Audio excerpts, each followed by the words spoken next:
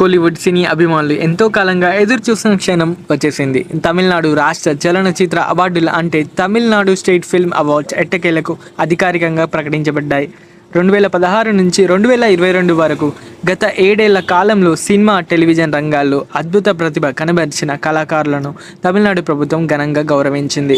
ఈ అవార్డుల జాబితాలో స్టార్ హీరోలు సూర్య, ధనుష్ మరియు ఫేవరెట్ హీరోయిన్స్ సాయి పల్లవి, కీర్తి సురేష్ అగ్రస్థానాల్లో నిలిచారు.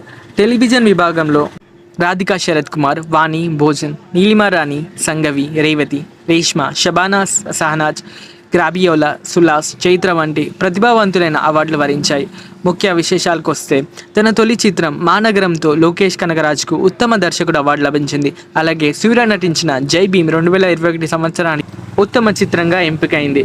ధనుష్ కూడా వివిధ చిత్రాలు పలు అవార్డులు సొంతం చేసుకొని తన సత్తాను మరోసారి నిరూపించారు. ఇలా కోలీవుడ్కి గర్వకారంగా నిలిచాయి. Sai Pallavi fans, Dhanush fans video వెంటనే లైక్ చేయండి. ఇంకా ఎన్నో కోలీవుడ్ అప్డేట్స్ కోసం ఛానల్ని సబ్స్క్రైబ్ చేయండి. Thank you so much for watching.